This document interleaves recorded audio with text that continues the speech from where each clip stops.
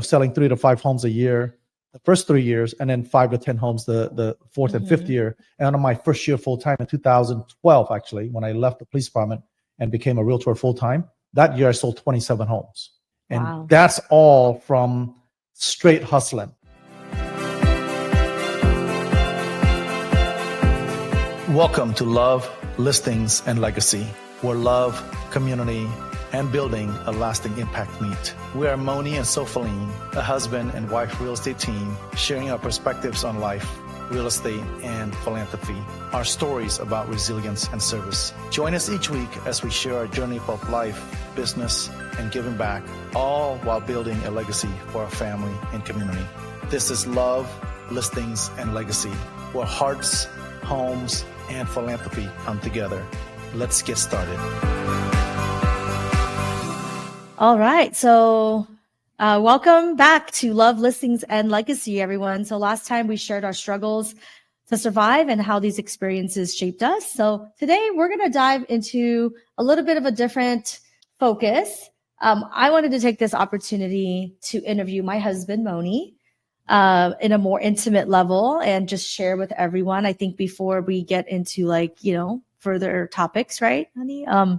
So how do you feel about being interviewed by me today? I like it because this way we can have a conversation about different things. Okay. It's kind of cool. So cool. Yeah.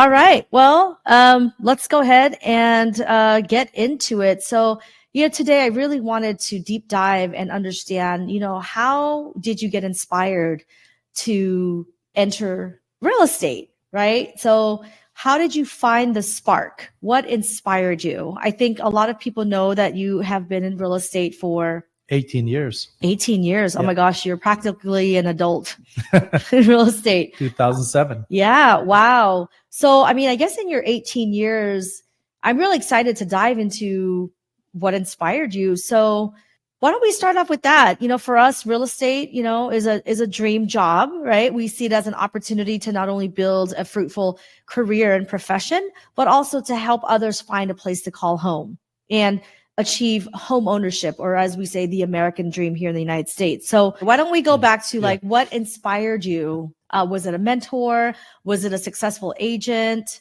that got you into real estate? It wasn't and more like an inspiration. It was rather something that happened to me at work while I was a police officer.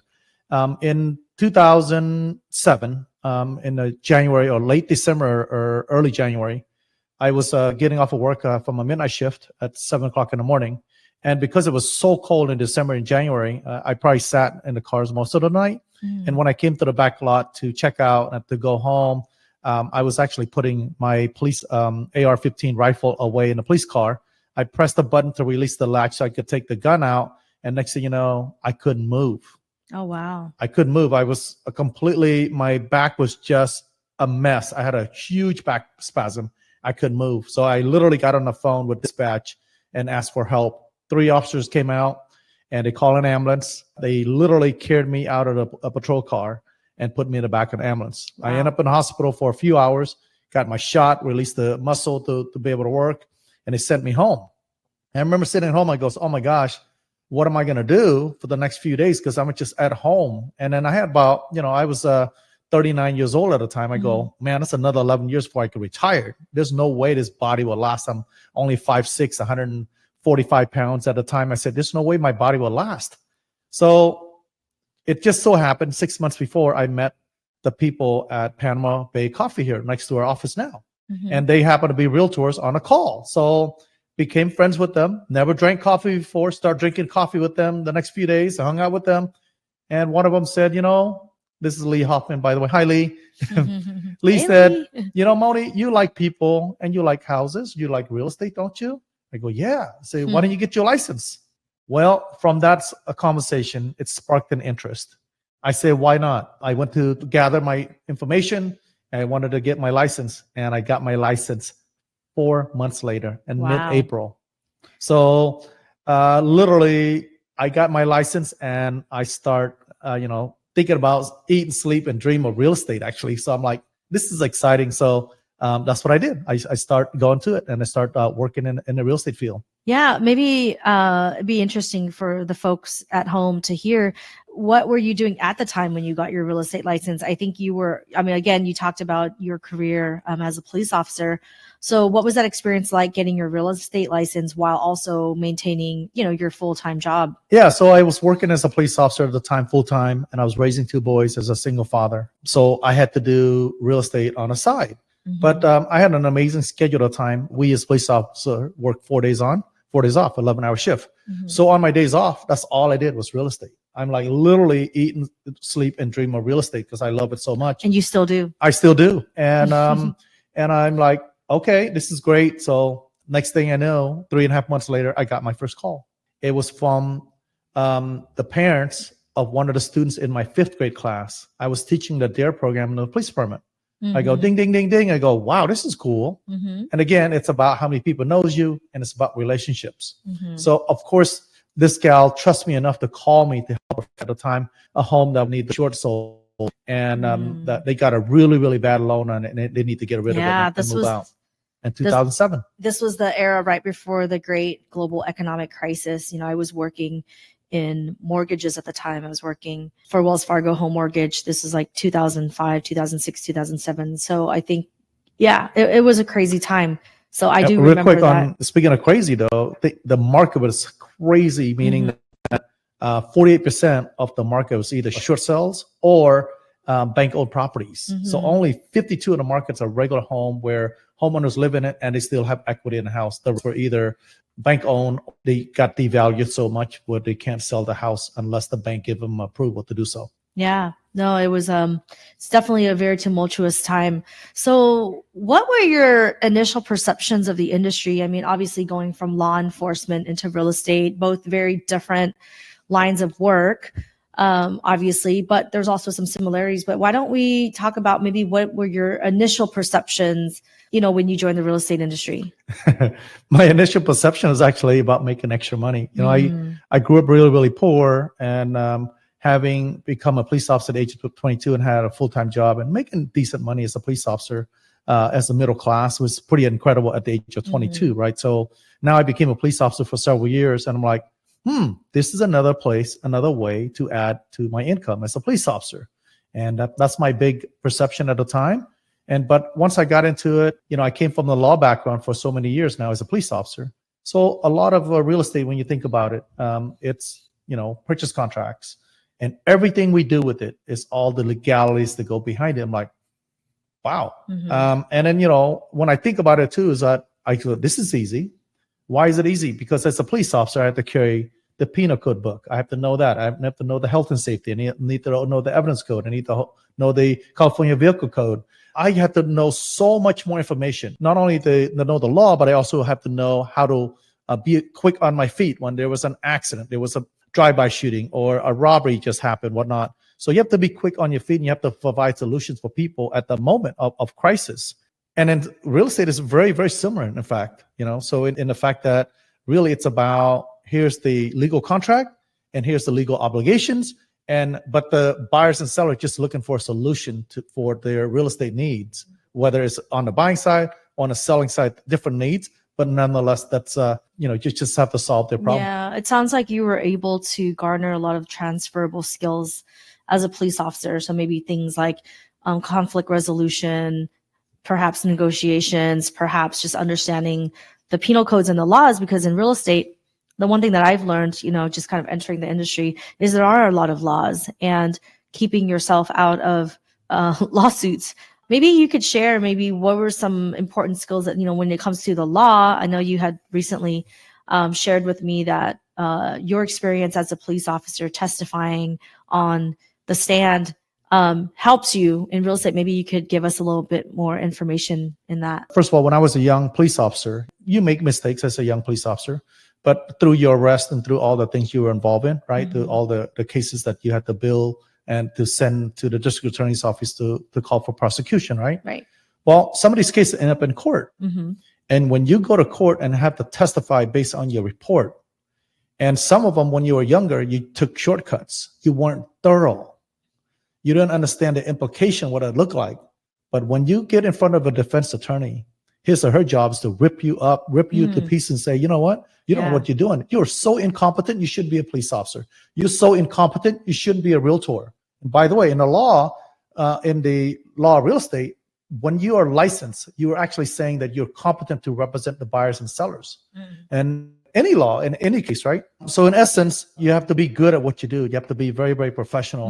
And so that allows me to understand from the law aspect of it what could happen if I take shortcuts, if I didn't know what I was doing, if I gave the wrong advice, or if I just tell somebody I was going to do something, but it was never in writing something, or it's not written somewhere. And that could cause all kinds of issues. There's a lot of liability indeed. So I think your background definitely helps, because I know that a lot of newer agents, you know, like myself, I think one of the things that we struggle with is keeping up to date on all the laws.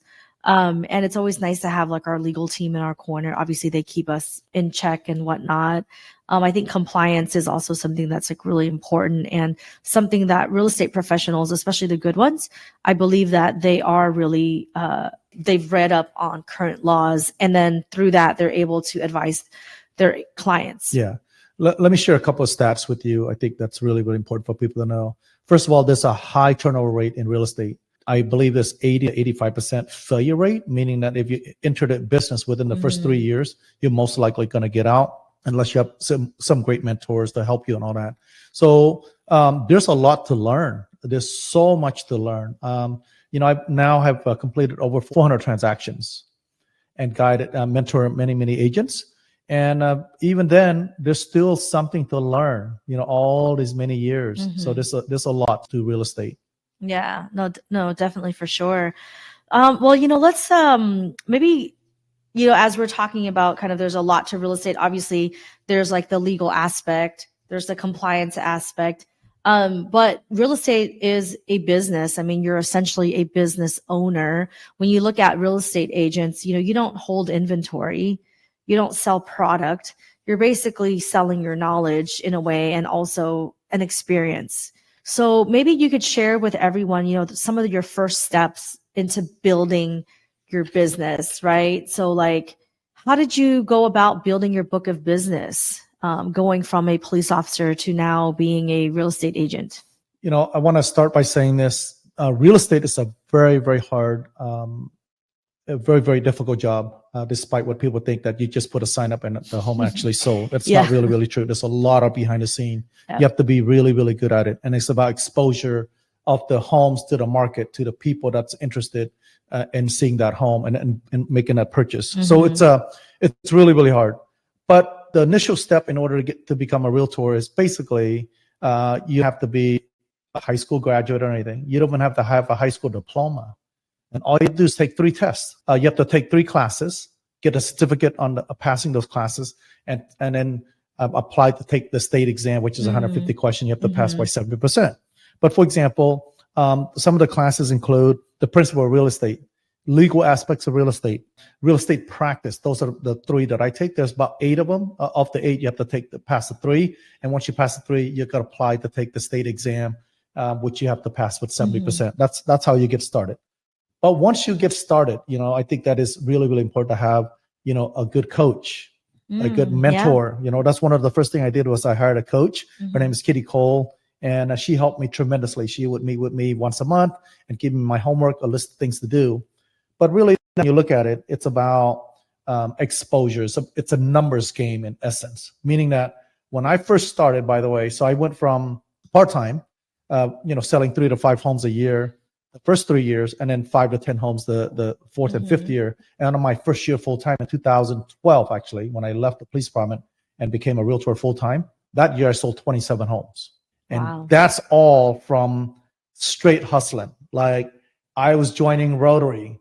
I went to events. For example, I went to a retirement event for the fire department in Pleasanton one time. As a result, I got 2 listings. My first listing in Ruby Hill and another listing in Pleasanton. And that's like a $2-3 million sale transaction. Right. That's a lot. And it's just by going to a ribbon cutting or a retirement session, you know? So, but you really have to get out in front of a lot of people, whether it's a ribbon cutting, Chamber of Commerce event, whether it's a Rotary, whether it's a running club, whether it's a racquetball club. As a, I played racquetball for a while. I got some business out of that. Whatever you do, you have to do it consistently, but you have to be in front of a lot of people and never be shy about who you are, that you're a realtor. You got to let people know. And people could sense whether you are a good agent or not. How? Because you could talk shop with them. You could talk nuts and bolts. You could talk about the laws. You say, hey, I know about 1031 exchange. I could give you all the different answers. Mony, I want to know about Proposition 19, for example. I could tell you the effective date, how it works, how, when you have to sell, when you have to buy, how it all works. And people are just looking for answers. People are looking for a professional to give them the answer to the biggest decision of their life. And that's what the real estate is all about. I think to your point, though, you have to know your craft. To me, I feel like when I think about real estate agents and real estate professionals, actually, I think about, when you need to hire a specific attorney or a CPA or doctor, you really need to make sure that they are up to date and they know their craft. So to your point, they need to be able to understand the implications of what decisions, let me share you one data statistics I think that people need to know when you talk about knowing your craft. In any industry, really, when it comes to being professional, the more you are professional, the more you're the best professional out there, the more you make in real estate, the more you earn. You earn it through their trust because they could sense that you have integrity in the process.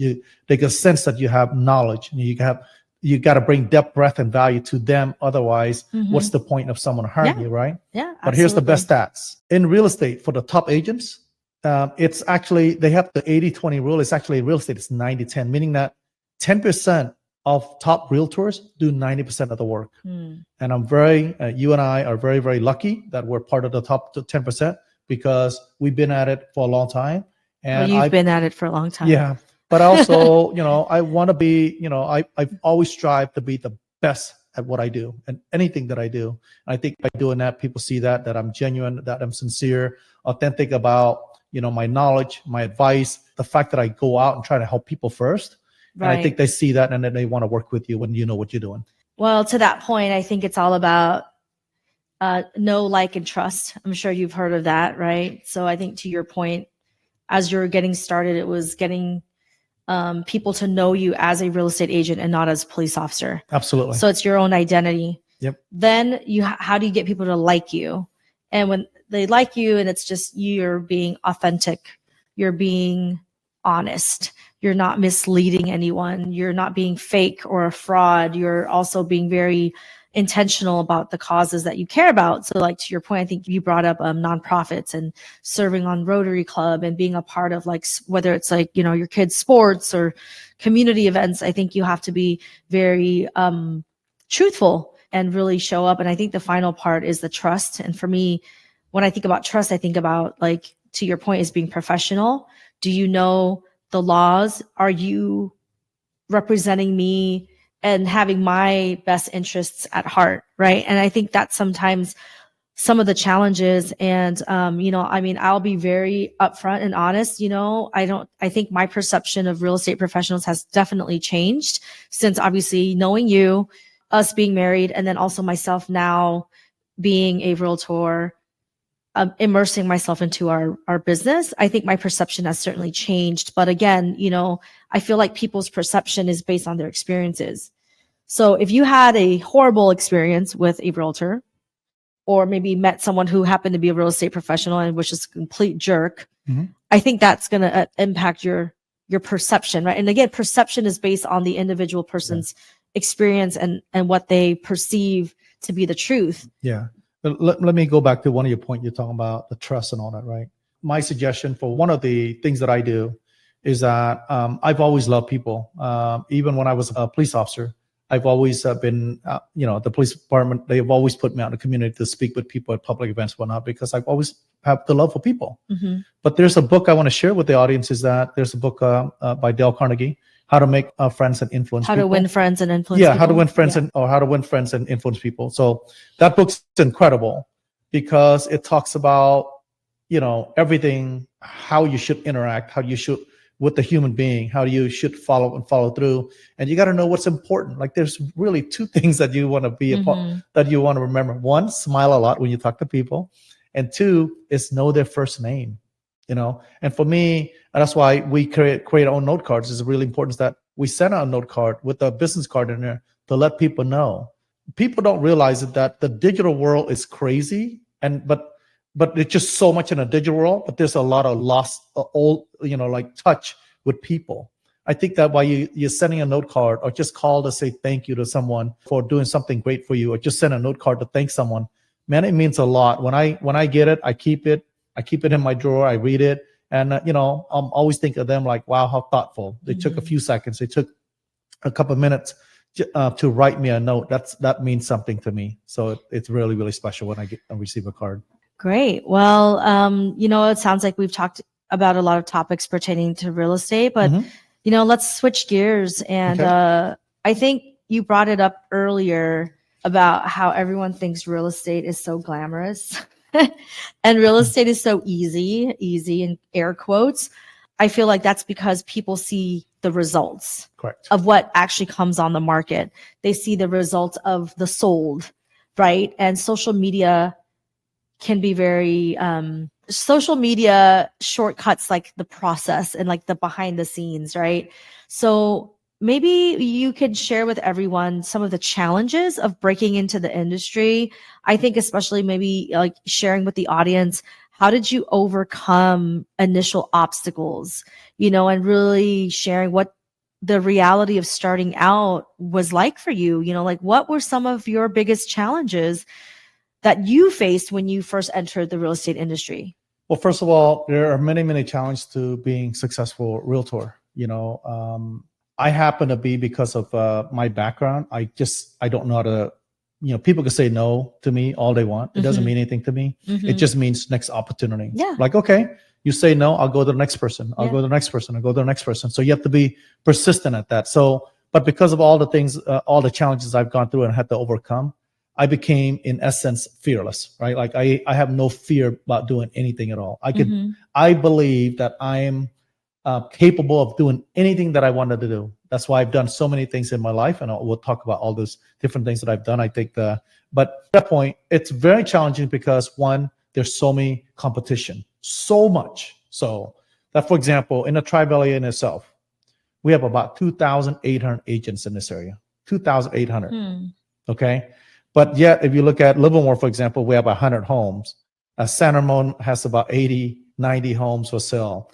Pleasanton has about 90 homes as well. So when you think about this area here, you're talking about less than 500 homes, but yet there's 2,800 agents in this area. Not to mention all the other agents coming out of the area to compete against us as well because of all the relationship they have with their families here. Right. That's a lot. That's hard to swallow sometimes. And that's why if you don't grow your sphere enough, you're going to go, oh my God, I'm not really good at it. When in fact, you just got to be on it. You just got to start something, be a part of a group. You just got to continue to go. You got to meet as many people as possible, but you have to be able to talk shop with people. You cannot speak in general about real estate. You cannot do it part-time. You're not going to be successful.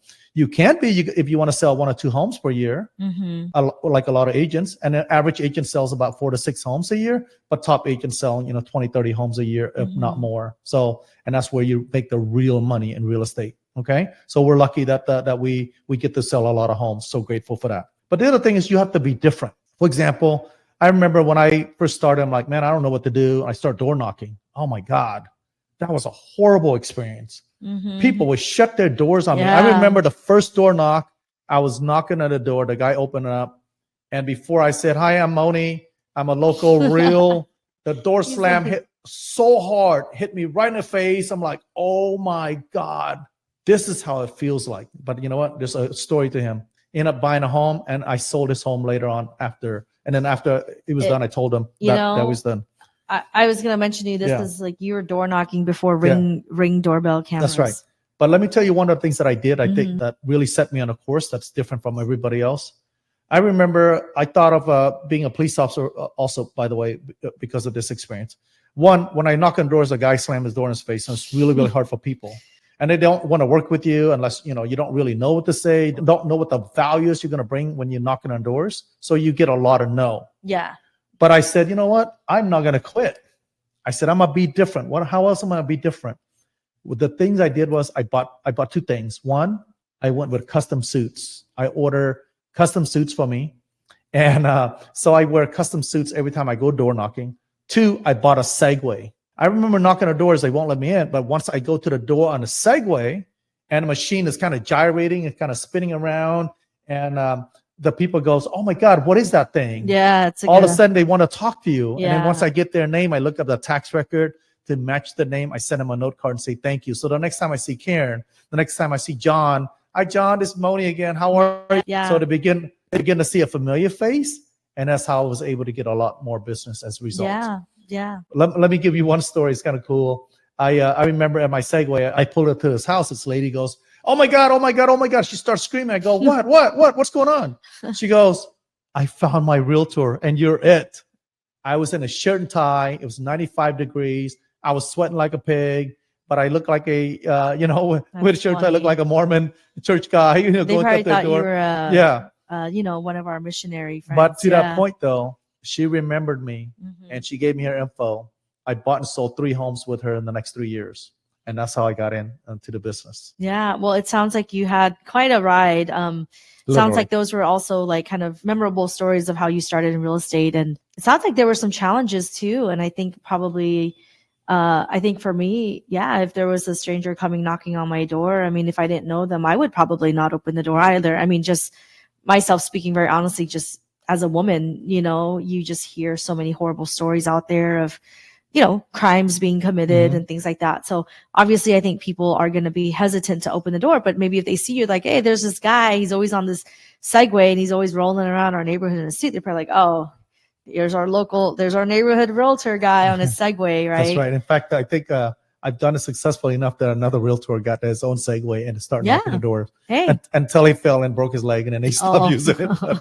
That's terrible. But I got copied. So yeah. Well, hey, it's more of like, I always tell people that, it's a compliment when people mimic you because, you're doing something good and people just want to be great. So to me, it's a compliment. It sounds like, a lot of our newer agents, especially the ones that I come across and I meet, even for myself, one of the struggles is actually landing your first client. And you shared with us earlier about landing your first client, but, maybe you could share kind of, again, when we look at our journey being new to the real estate industry, obviously, going from being a police officer, but also especially as immigrants, as refugees, you and I, we are from that generation, we immigrated here, whether you arriving as a 10-year-old, right? And then for myself coming as an infant, nevertheless, we had to build our sphere. We didn't come from parents who had established a community and roots and stuff here, obviously. So could you maybe share with the audience, especially maybe coming from a perspective of having to come and build a community, right? Yes, you joined a new industry, but then also, what were some of the things that were more difficult because of being a first generation immigrant from Cambodia and setting up a business here? Yeah, well, first of all, when I became a police officer in Livermore on December 4th, 1995, when I was 22 years old, I didn't know a lot of people. In fact, one of my first Christmas dinners, which I still remember and I told you about it, is at the Lance Cavalier's Jewelry's family home. And that was my first Christmas in 1996 with them, So you just have to be different. I'll give an example how I became different when I was a police officer. I bought a book, a folder, with a business card holder. And this is like holds like 500 business cards. And I remember meeting all these people on patrol.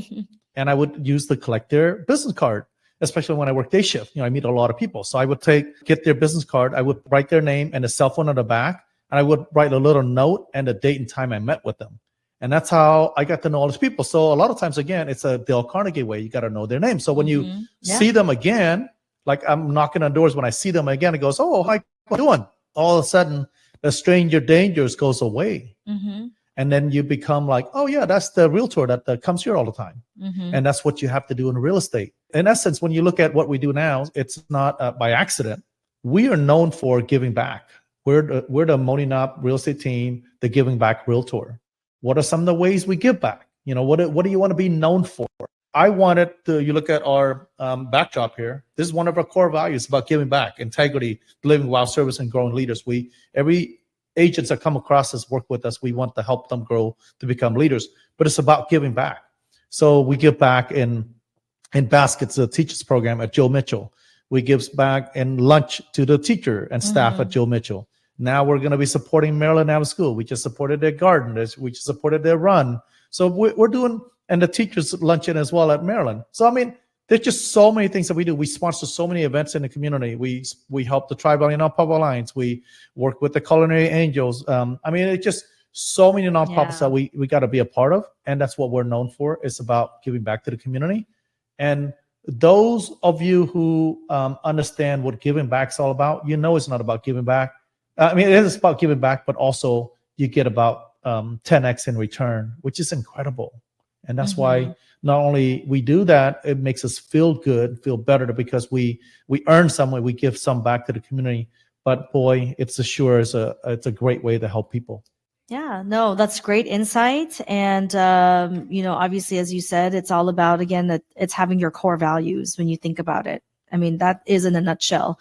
I know many successful realtors who have their own passions and projects and causes and things that they truly, truly care about. But again, it goes back to being your authentic self, right? And obviously, as you said, you want to, be memorable and smile and make people feel good, right? But I also think that it needs to be authentic. It needs to be real, because I will tell you, I will sniff out fakeness. And if you're not being true to yourself, your clients, the people around you, they will absolutely feel it. You could just tell when people are fake. So I guess that's one of the things that you're sharing with us is just, really being authentic. I mean, I'll just give you a simple example. Recently, I'm just helping a school, and as a result, now we're selling 2 of the homes that from the people from the school. Recently, we just sponsored an event for a type of Diwali celebration. And today I got a call, and she said, hey, I might be selling my home, and let's meet, right? Okay, first of all, this is a home that's in, the high, in the early 2 millions, right? And we might be buying another one. You think about that. That's incredible. Just because they call and say, hey, Mony, can you sponsor an event? Here's how you can help. Like, why not? Because 1, you can. 2 is like, these people are in the philanthropy world as well. They've given so much of themselves. Why, if I have the ability to help, why not help them too? And as a result, they won't forget that. So now, she just called and said, hey, I'm thinking about selling my home. Like, that's incredible, right? So I just got that call today. So, we'll hope to meet with her and her family soon and kind of go from there. Yeah, so that's how we get a lot of business, actually, because of the work that we do in the community. Yeah, I think the giving back part of it, again, giving back could be any multitude of ways. It doesn't have to always be financial giving. It could be volunteering your time. It could be connecting people. So I think that's really important. Let's segue a little bit here and get more towards maybe sharing with us some of your key lessons and milestones. And so, like, obviously learning the ropes, and maybe you could share, in your opinion, what does it take to be a successful new agent? Are there any skills that you think would really be critical in gaining traction in this industry? And perhaps we have any new agents or entrepreneurs. You don't have to be in real estate really to gain from some of the advice. But yeah, maybe you could share tips, the importance of building relationships, developing communication skills, or mastering negotiation. Anything you can think of? I think of 3 things in order to be a successful realtor in this industry. Number 1, you have to be organized, in your thoughts and everything that you do, meaning that, for example, if you have to go to like 2-3 events today, and if you look at it goes, is this going to make me money, or is this going to pay my bills or not? You just can't choose to go hang out. You got to be organized in your thoughts and the things you do, meaning that part of the organization is also when you do list the home, for example, you got to have a process. When you buy, you're meeting with a client for buying a home, you got to have a process. For example, I would sit down with you for about 45 minutes to an hour. I would want to know what you want, but I'm going to tell you the trends, the contracts, the obligation, the contractual obligation, the contingencies, the pre-approval process, and all that when we meet. in addition to just saying, what is it that you're looking for? So I want to talk about the neighborhood. I want to talk about what are they looking for in terms of me helping them. So that's a process in itself. And when you list a home, after you meet with them, you got to send a contract, and then you explain to them the process of listing a home, renovation, and what does it take, photography and 3D and market exposure, Facebook and Instagram ads, and all the things that we do to go with it. Super tour, that we put the house in super tour so all the agents come see it, because a home doesn't sell by itself. Either the client has to see it or the agent has to see it, that they know what the features are so they could tell their client what they're looking for. So that's why we do super tour. But also, just everything you do, you have to be very thoughtful, but what's in the best interest of the client. And that's really, really important. So organizing and being thoughtful about what it is that you should do and how to serve. And two is like in this job, most agent comes in, they think the job is easy. It's really not easy.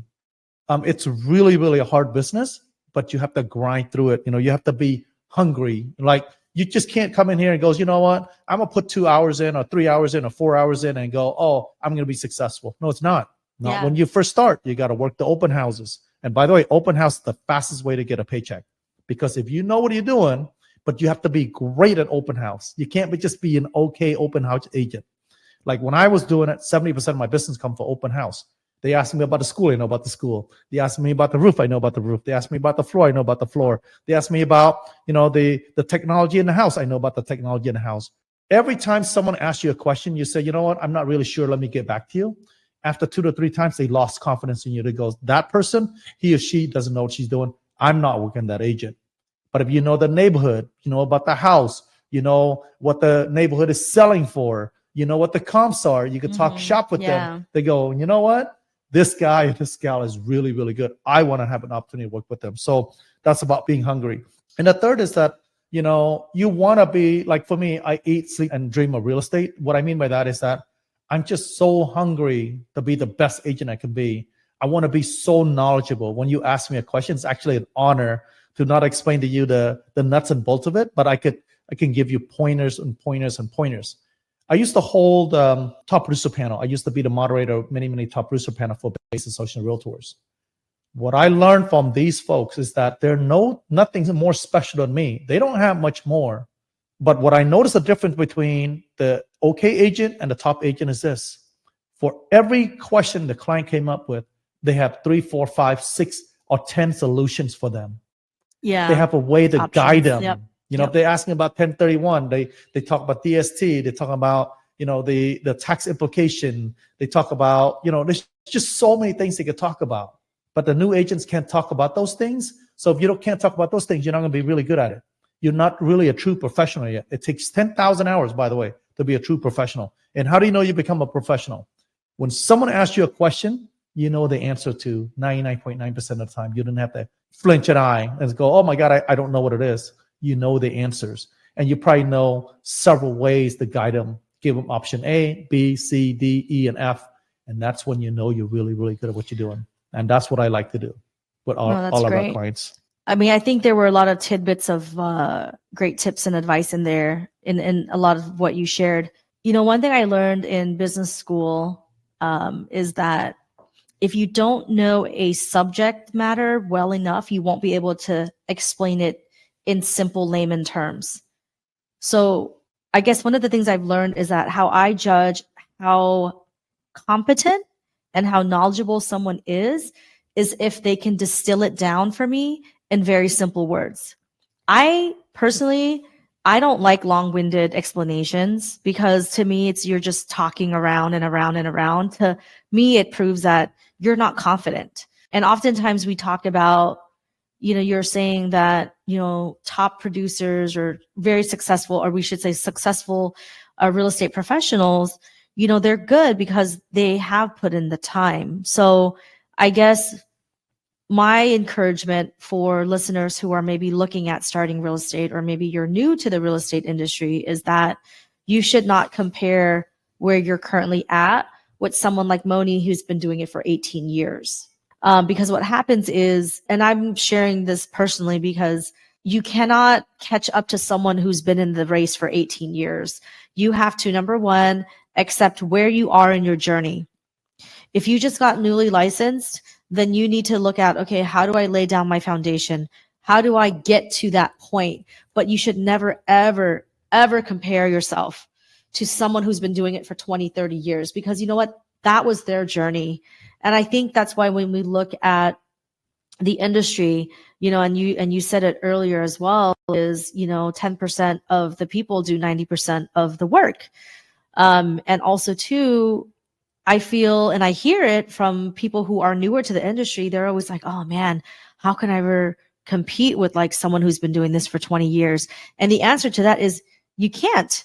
You can't compete with someone who's been doing it like Mony for 18 years. You have to be authentic in yourself, understand where your weaknesses are, sharpen those weaknesses, and then really, you know, become competent. Right. Yeah. But you have to start with the basic, learning the basics, right? I mean, you think about, you know, a baseball player, you know, they didn't start today and win the World Series tomorrow, right? Right. All these guys been playing for years. Right. Basketball, you got to learn the footwork. You got to learn how to shoot, but you also have to learn the footwork depending what position you're in, right? So in essence, when you come to industry, when I said you got to be hungry, meaning you got to be hungry to learn. Oh, yeah. There's no greater thing than learning the information and then sharing with the clients. That's when they know you're competent. If they don't know you're competent, they're not going to hire you. You know, some transaction, you know, you can make 30, 40, 50, $60,000. You know, I've seen agents making 100 grand.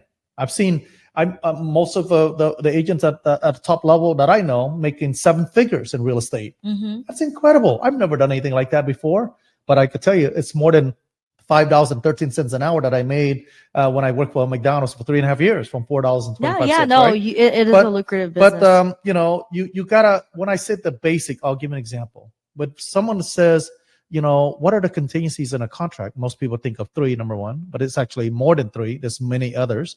But you got to understand, how do you explain contingencies? You know, they like some agents that have no idea. Basically, you're asking Mr. and Mrs. Seller a certain amount of time frame to do certain things to get your loan completed, to get your home inspected, and to get your appraisal done on a home. Usually those are 3 major contingencies. But agents can't even say what that is. They don't really know what contingencies are in a contract. Or they go, well, can I lose my initial deposit? Can I get it back? They can't even explain that.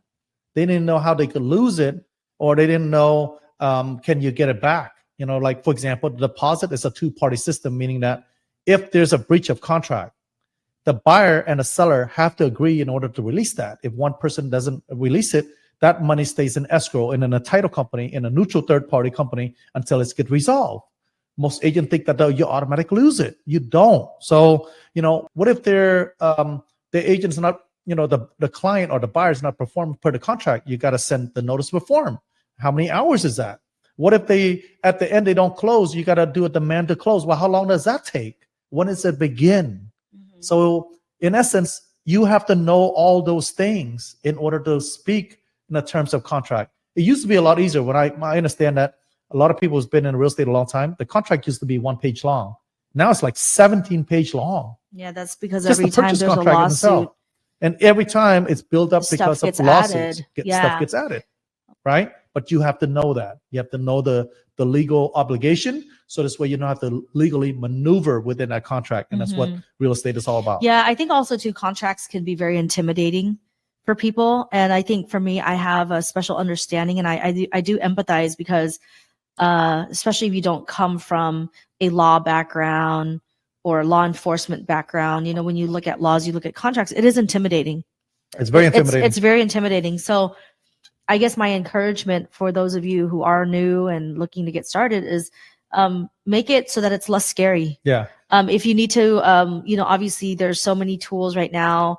For me, I feel like there's no excuse to like not know how to do something. Right. There's something called Google, and now there's something called Chat GPT that you could like, you know, look up anything. Absolutely. You know, I remember when I first started real estate after I got my license, I used to drive. I was so hungry to learn more, to be more, to give more, right?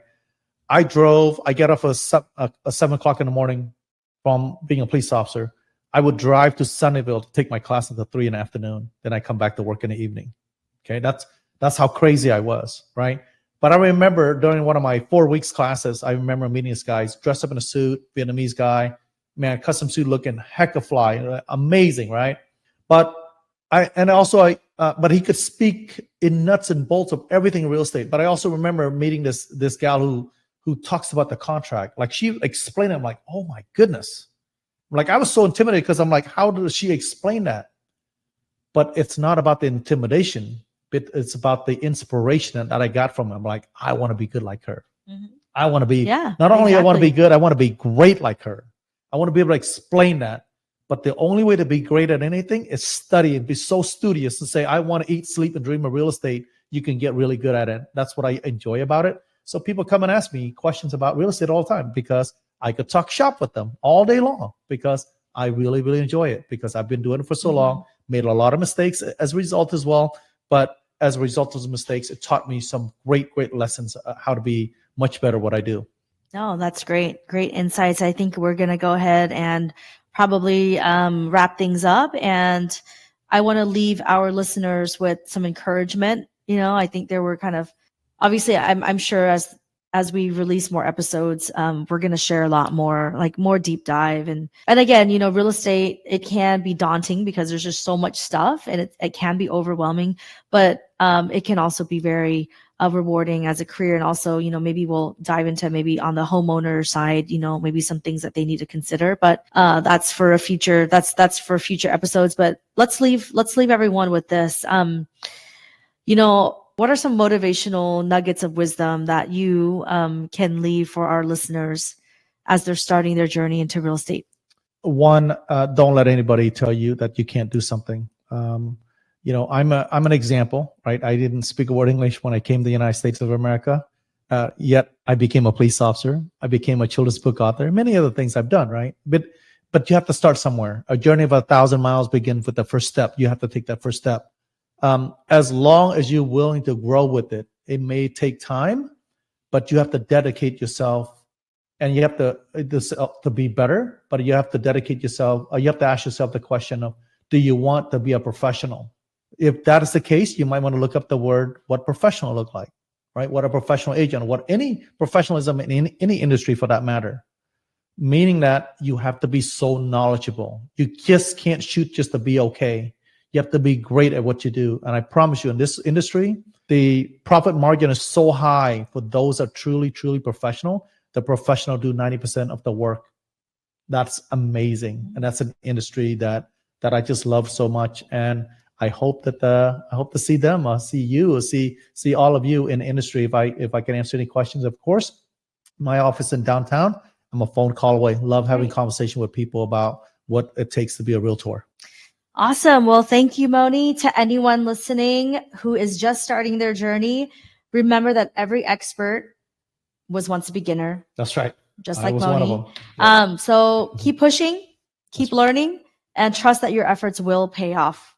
All right, everyone. Next time, we are going to share how we balance building this real estate business while also taking care of our family and our friends, and sometimes the challenges that come with balancing personal life and professional ambition. So you don't want to miss out. Thank you so much for tuning in. And for those of you who are on our Facebook Live, hi, happy Halloween.